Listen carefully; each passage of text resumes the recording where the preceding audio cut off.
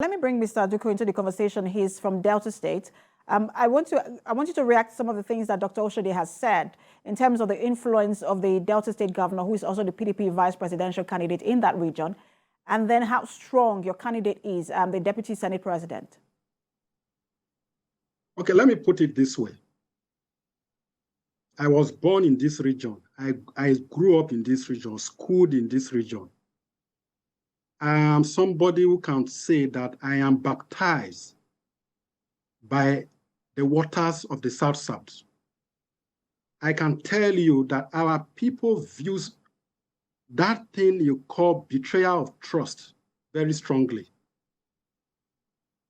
Governor Ifeanyi Okowa conveyed a meeting of all Southern governors of PDP extraction, and they reached a resolution that the governorship, the presidency, after 8 years of His Excellency President Muhammadu Buhari, should shift to the South.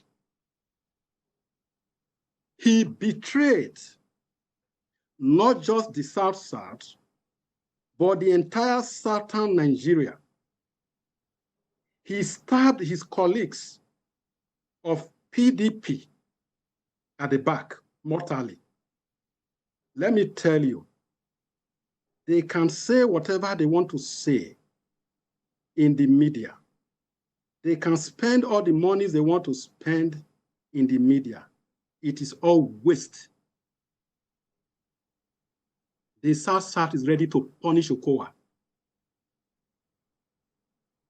because it reminds them of the character of Judas Iscariot, who betrayed the Lord Jesus Christ.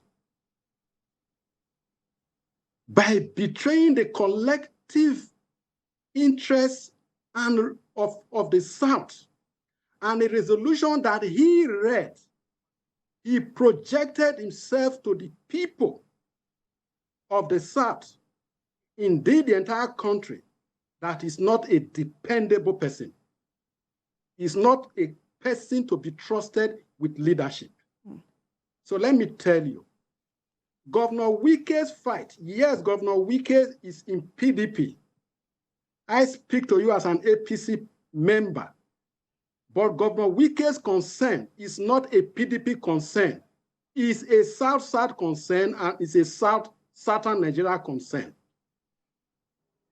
Because of the position of arrogance they have taken, not to listen to his bare demands or request. If this is what you said, that the chairmanship should at least come to the South, if in any event that the presidential ticket went to the North, implement it. They said no.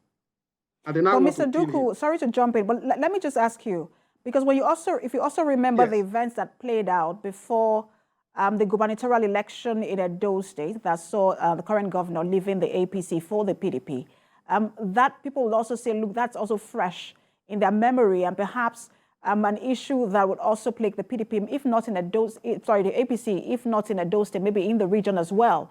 And what we saw, I think it was it 2 weeks ago when the presidential candidate of the APC, Asiwaju, was in Benin. People were quite surprised about the large turnout of crowd for him, because a lot of people have said he might not even be campaigning in Edo State because of the sentiments that followed. And now led others to say, look, probably that crowd was rented. So you are from the South-South, and you have said that, look, you have drank of the water of the South-South.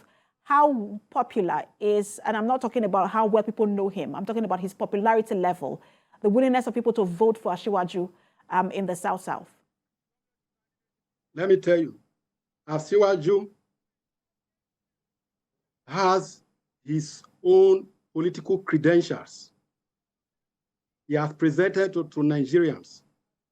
They are evaluating them on their merits.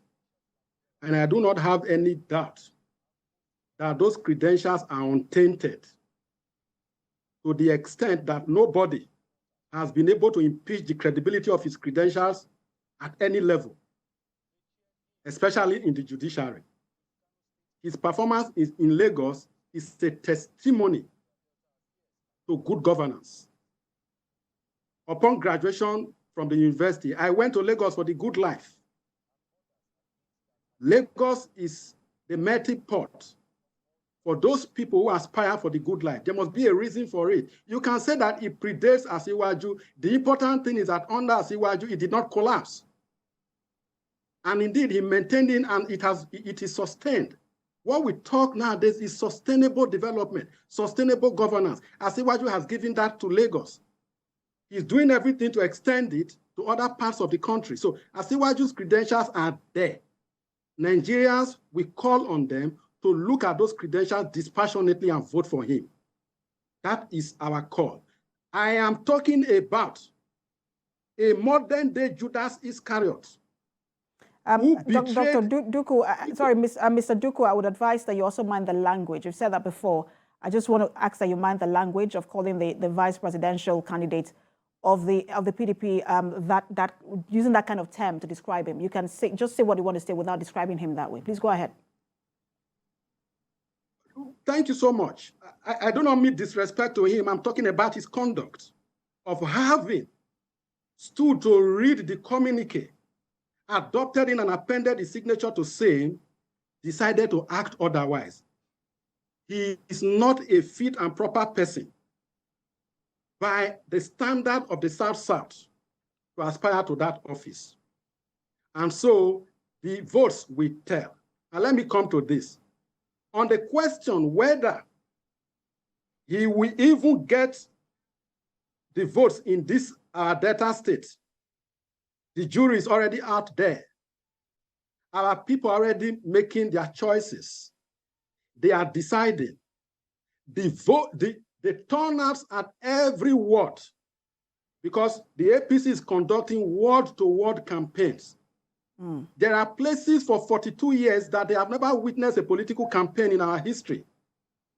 Senator Ovioma Agege, our governorship candidate, has taken campaigns to them, and they have witnessed what it means to feel that a political party, and indeed its candidates, value them as electors in the electoral process. And what does that mean? What does that mean for his chances? Can he win that election in Delta State?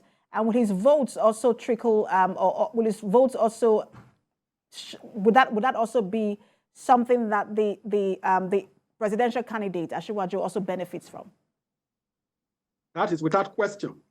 I believe that when Asiwaju came to Delta State to campaign at the Warri City Stadium, he must have been shocked, indeed amazed at what he saw, because the crowd was unprecedented. They didn't know that such a crowd could come out for him. And I believe that is what advised him to make a second trip to Delta State to consolidate on the gains of what he witnessed. So anybody who is saying that Delta State is PDP, PDP is Delta State, as they used to say, their mouths are not shaking. They know that, look, in this state, yesterday, I can begin to name for you, over 20 prominent members of the PDP resigned from the PDP and joined. As at this morning, as I'm here now, I'm looking at my phone, I have seen that the count today is about 6. Before the end of the day, it should get to at least another 20. These are people that the Okowa PDP, not the real PDP, the Okowa PDP, treated as nobodies. We don't accept that from anybody. We don't serve political demigods in Delta State. All right.